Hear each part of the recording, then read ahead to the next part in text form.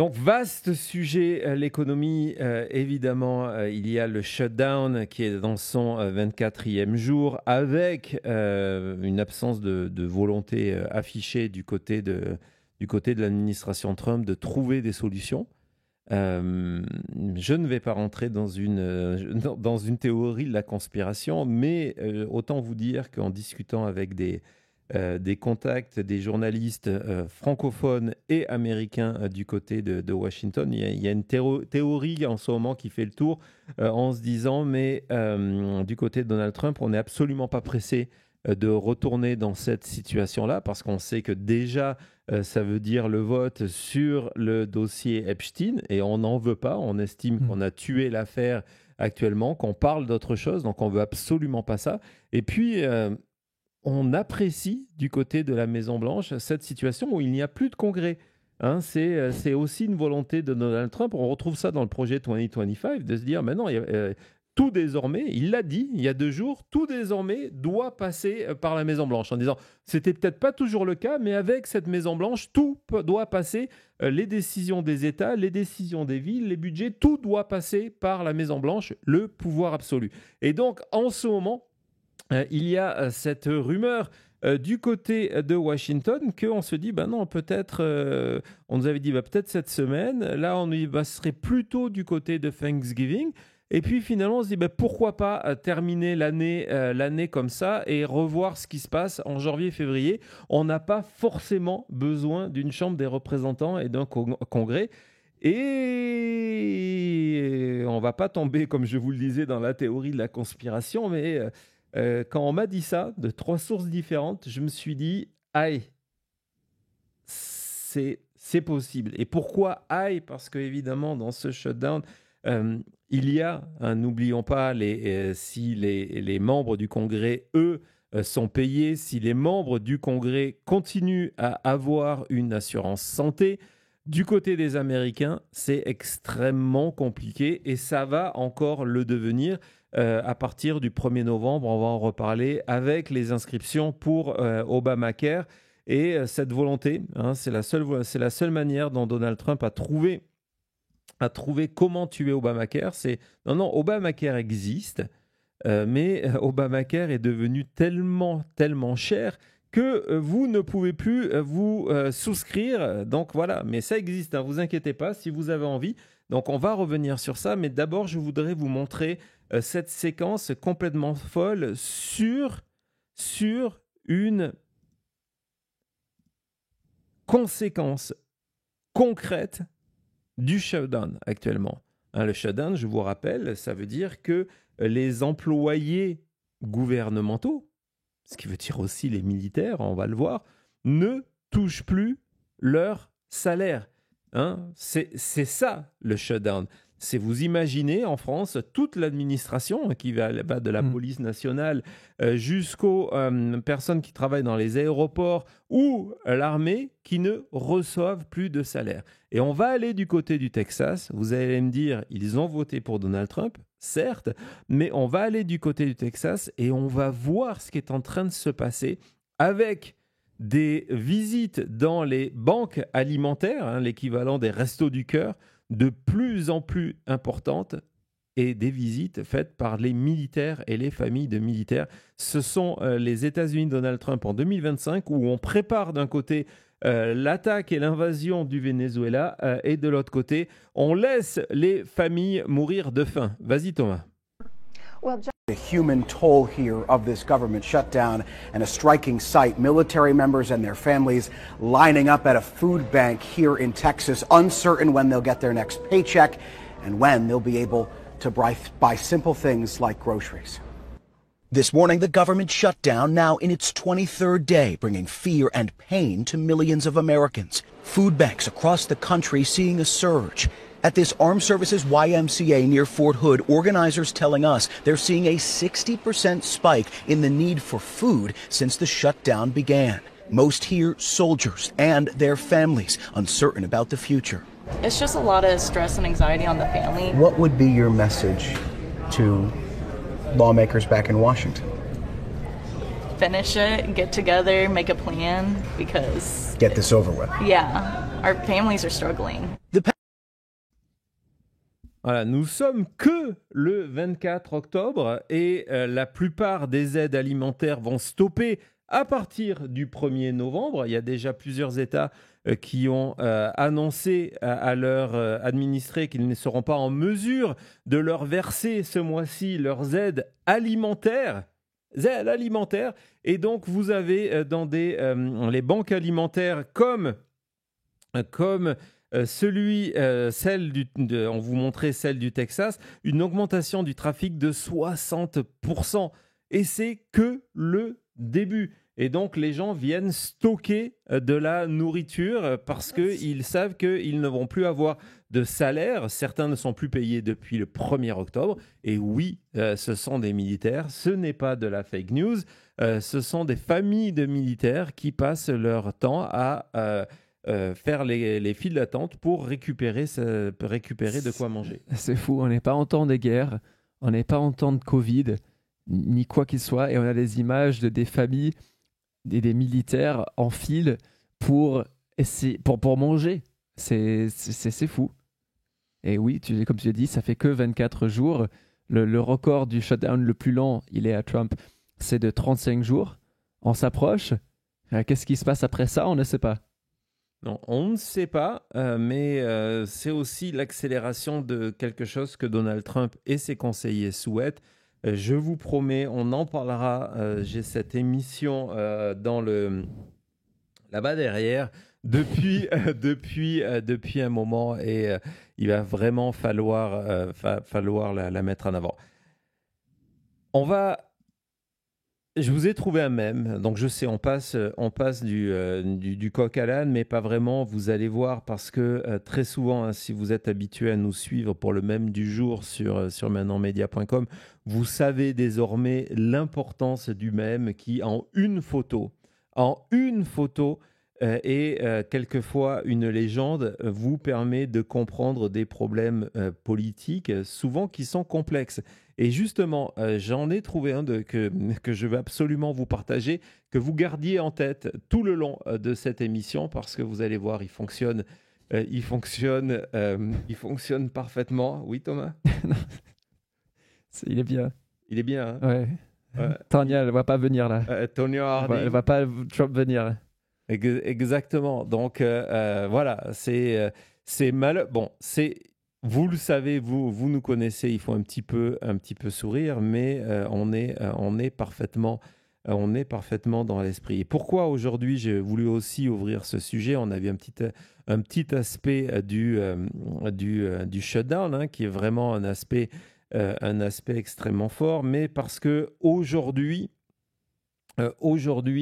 le gouvernement américain a décidé, on va voir le mail de Gavin Newsom à ce sujet, pas le mail, le tweet, a décidé de publier des statistiques sur l'inflation, donc de nous expliquer que l'inflation de ce mois-ci est à 3%. On va revenir sur ce chiffre.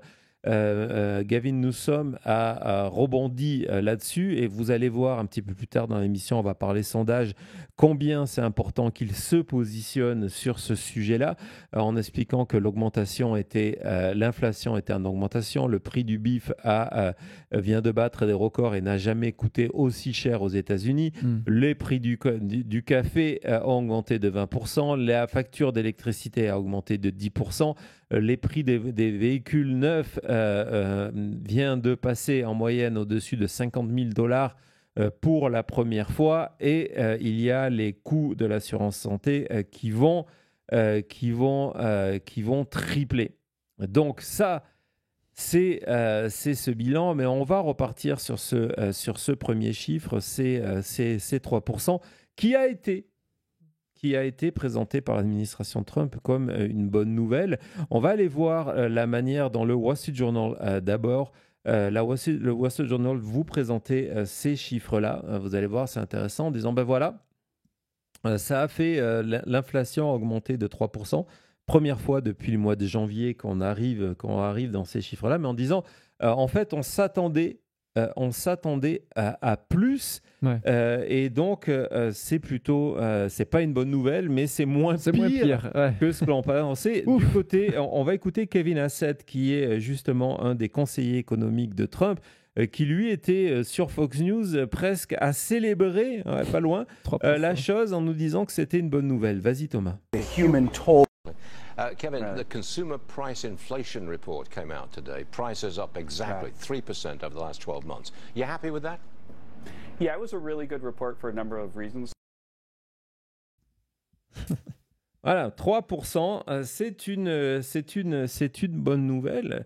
On va avancer dans cet article du Wall Street Journal parce qu'il va nous amener dans beaucoup de directions. Donc, on voyait qu'on s'attendait à plus du côté des économistes indépendants. Gardez ça en tête. Quand on poursuit l'article, vas-y Thomas, on voit qu'il y a ce graphique extrêmement intéressant. On va y passer 5 minutes parce qu'il est extrêmement intéressant. Ce sont les augmentations des prix, une sélection aux États-Unis. Vous voyez qu'il y a 3 catégories qui sont en baisse. Les prix de billets pour aller voir des matchs de foot ou de basket. Ok, bon, ça touche pas toute la population. Le prix de l'essence qui globalement a légèrement baissé. Très légèrement. Ouais, très légèrement. Et puis les prix du téléphone, mais des portables. Mais encore une fois, c'est provisoire. On va y revenir. Lorsque on regarde les prix qui ont augmenté, vous voyez que la première catégorie, ce sont les prix de l'entretien des jardins. Pourquoi cette statistique est mise en avant ? Dis-nous. Parce que c'est les résultats de la politique ICE. C'est l'immigration. Ouais. C'est l'immigration. Ça fait partie de ces chiffres qui ont explosé parce que c'était un travail qui était fait généralement par une population sans papier ou en tout cas une population très souvent qui vient d'Amérique latine ou du Mexique, qui désormais a peur. On a vu du côté de la Californie des arrestations de jardiniers. On a vu du côté de Chicago aller dans des quartiers résidentiels et arrêter les jardiniers qui passaient la tondeuse juste parce qu'ils n'avaient pas la bonne couleur de peau, sans savoir qui ils étaient et s'ils avaient ce statut-là. Et quand on va voir ces chiffres ICE, donc là, on vous a montré le plus important en termes d'augmentation des prix. Mais vas-y, quand tu regardes l'autre document, on voit qu'il y a un autre secteur qui a été touché à cause de ça. C'est une augmentation de 11,6% des soins pour les invalides et les personnes âgées qui souvent avaient une aide à domicile. Et très souvent, cette aide à domicile, ce sont des Mexicaines qui viennent travailler, etc. Et donc, aujourd'hui, les prix augmentent parce que la main-d'œuvre est en train de disparaître. Ouais. C'est un exemple concret de ICE aux États-Unis. C'est fou de voir à quel point, je veux dire, les autres chiffres, oui, c'est beaucoup, 5%, 4%, mais là, on parle de 13-14%. Ouais. C'est vraiment impressionnant.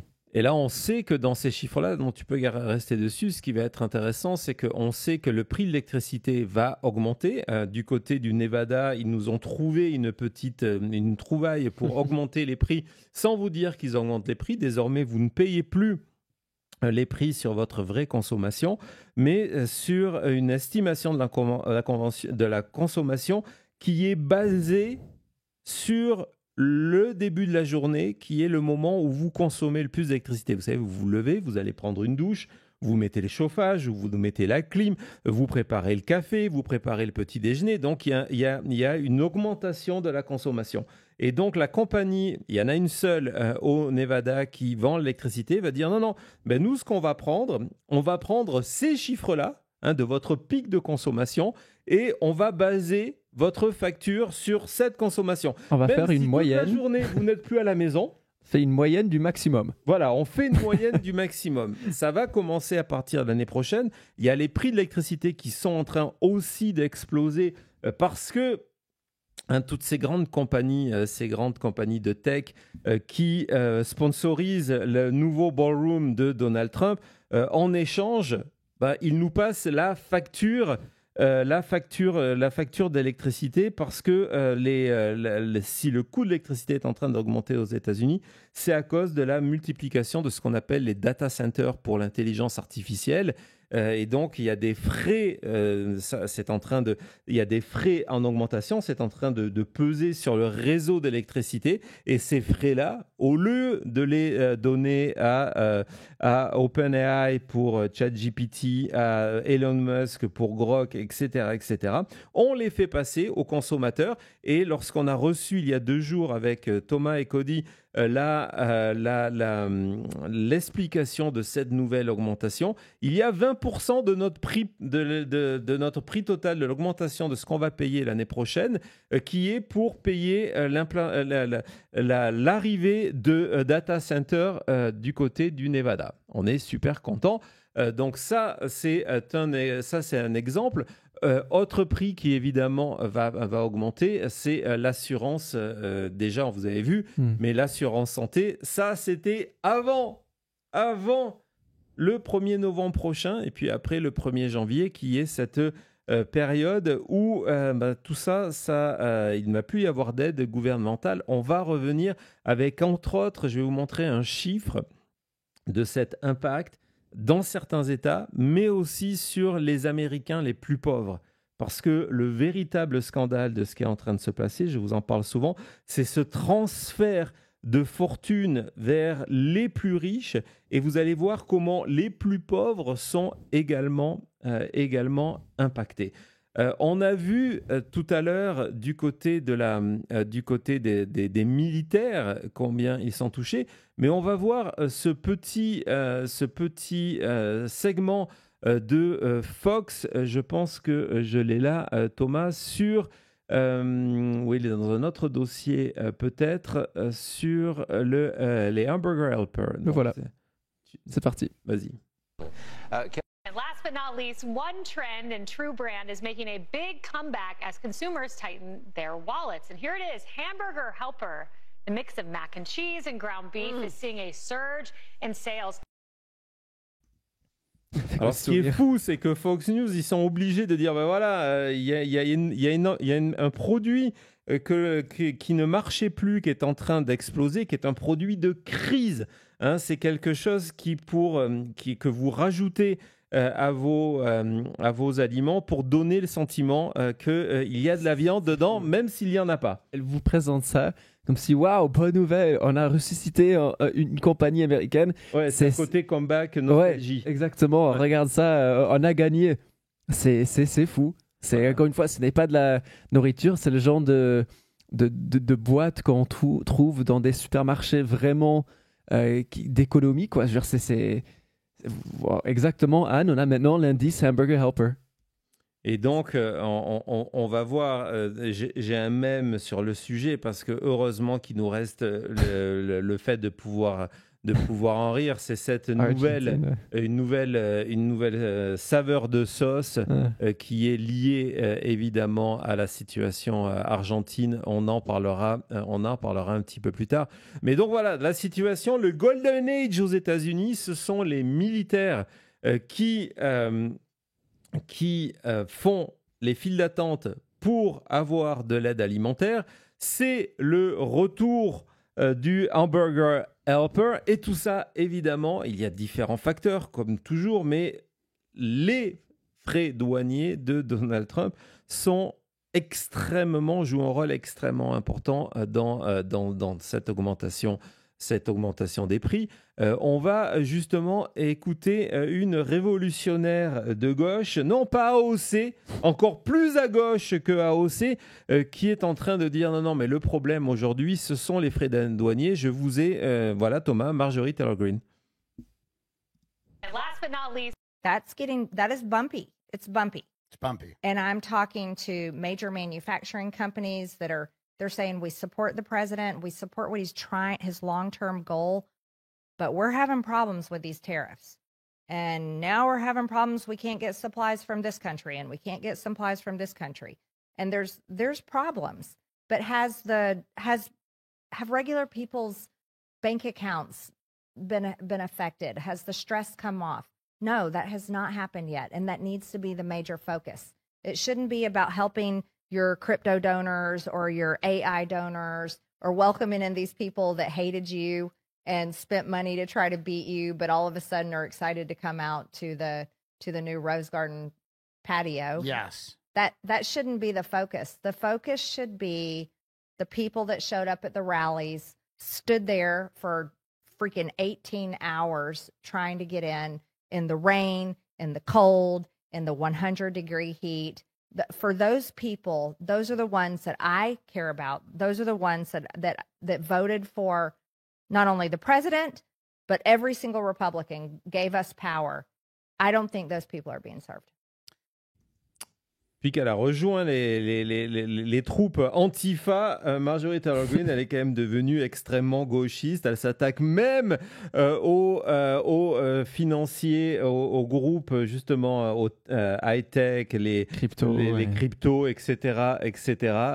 Mais quelle époque nous vivons. Mais bon, sur le fond, effectivement, elle est en train de parler de l'impact économique. Elle le voit au niveau de la Géorgie, parce que c'est l'État où elle est élue à la Chambre des représentants, et la Géorgie est un des États qui non seulement est en train de souffrir de cette situation, mais va encore plus souffrir. On va y revenir tout à l'heure en termes d'assurance santé. On sait que c'est un des premiers États à avoir reçu les prix, donc on peut vous parler concrètement à quoi ressemble une augmentation, mais surtout ce qu'elle met en avant, c'est les effets des frais douaniers de Donald Trump sur l'économie américaine.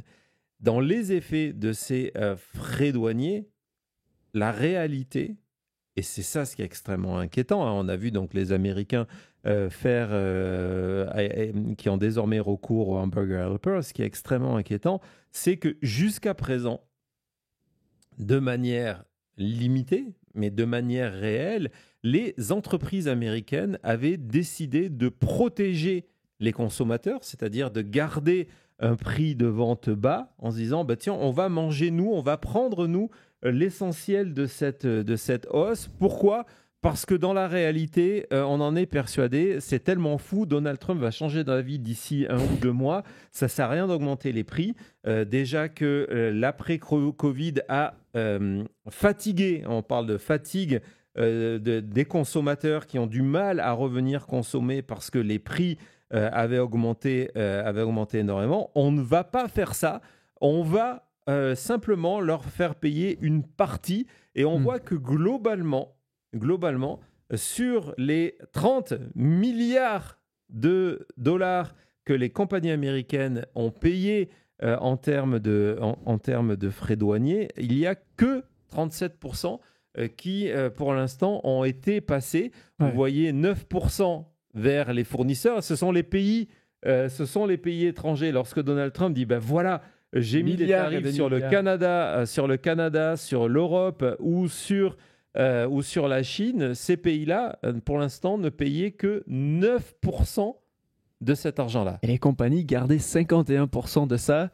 pour payer 51% de ces augmentations liées aux frais douaniers. Ouais. C'est clair que ça ne pourra pas être le cas pendant longtemps d'absorber 51% de ça. Alors, ils absorbaient 51% parce que, ils ne voulaient pas décourager les consommateurs au moment où il y a une reprise économique.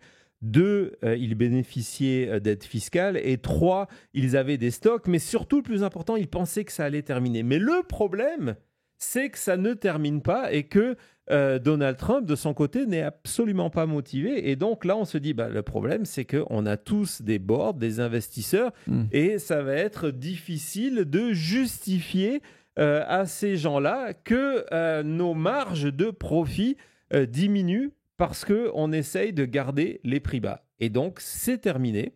À partir des vacances à partir du mois de décembre, évidemment, vous le voyez dans le premier article, si vous retournez à la première à la première coupure de presse, on voit que les prix qui vont être touchés, ce sont les voitures, parce qu'il y a eu énormément d'efforts du côté des fabricants en espérant que tout ça s'arrête et en profitant, entre autres pour tous les véhicules électriques, d'aides qui avaient été installées par l'administration Biden et qui ont continué jusqu'au mois dernier. Il faut savoir que si vous achetiez une voiture électrique, pour vous inciter à acheter une voiture électrique, le gouvernement américain vous versait $7 500.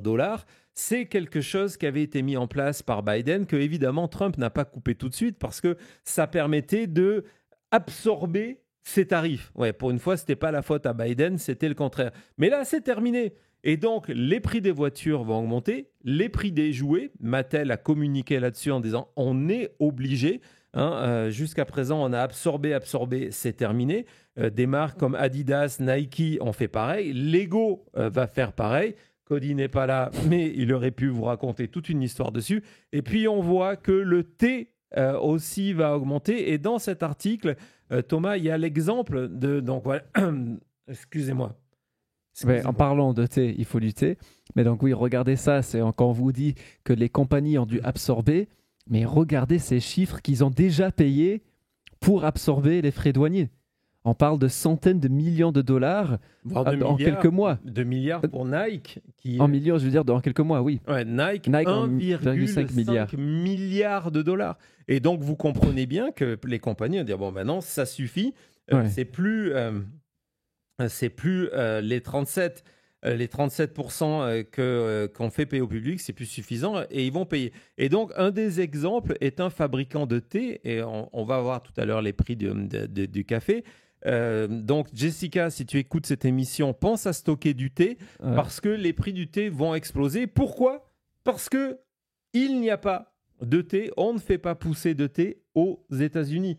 Donc, il faut aller le chercher à l'extérieur. Et donc, cette compagnie américaine explique que jusqu'à présent, on a essayé, mais c'est plus possible. Et ce qui est terrible, c'est cette dernière phrase dans ce dernier paragraphe. On dit non, ben voilà, nos prix vont augmenter là, très rapidement. Les prix vont augmenter, mais dans la réalité... Et il y en aura d'autres l'année prochaine. On nous prévient avec la double négation, le I can't imagine that we won't. Donc, la double négation pour dire ça va se passer. Donc, l'année prochaine, plusieurs phases d'augmentation. Et puis cette phrase en disant, si nous, on fait ça, ça veut dire quoi ? C'est-à-dire que nos fournisseurs vont augmenter leur prix. Les fournisseurs de nos fournisseurs vont augmenter leur prix. Les fournisseurs des fournisseurs de nos fournisseurs vont augmenter leur prix. Et résultat, en bout de course, Thomas, c'est qui va payer cette augmentation de l'augmentation des prix ? Toi et moi, les Américains qui vivent ici, c'est certain. Voilà. Donc ça, ce n'est que le début. Ce sont les résultats concrets. Alors après, Donald Trump va publier des chiffres, va vous expliquer que, regardez, on a rentré X milliards de dollars dans les caisses américaines. 9%, retenez ce chiffre, Thomas, si tu peux nous le remettre. 9% de l'argent qui rentre dans les caisses américaines, 9%, ce sont les pays à l'origine. 37% les consommateurs, le reste les compagnies américaines, mais c'est terminé. Tous les prix vont augmenter, que vous ayez ou pas votre carte MAGA. Marguerite. Hi, I'm here to redeem my Make America Great Again card. I voted for Trump. All right, let me see what you got. Okay. You know, everything's such a mess back here. I can never find anything. It's okay. I love waiting. Ah, here it is. There you go. Okay, what the hell? This just says American farmers are going bankrupt. Your health care is going to be tripled. Your electricity is more expensive. Groceries are more expensive. And that you have to help pay Trump $130 million and Argentina $140 billion? What the hell? Yeah, it's a bummer. Oh, I almost forgot. You get this one too. Okay, this just says you're going to get imported beef from Argentina and it may or may not be diseased. I know, right? They got this foot and mouth disease thing going on. But with your MAGA rewards today, you do get a free box of Hamburger Helper. Hamburger Helper? And why does the part that says made with real cheese crossed out? Trust me, you do not want to know. Huh? Just make sure you basically burn your Argentina beef before you toss it in. Hey, you get what you voted for, right? Ouais. You get what you voted for. Ouais, c'est exactement ça. Allez, on fait une petite pause et puis on continue tout de suite après.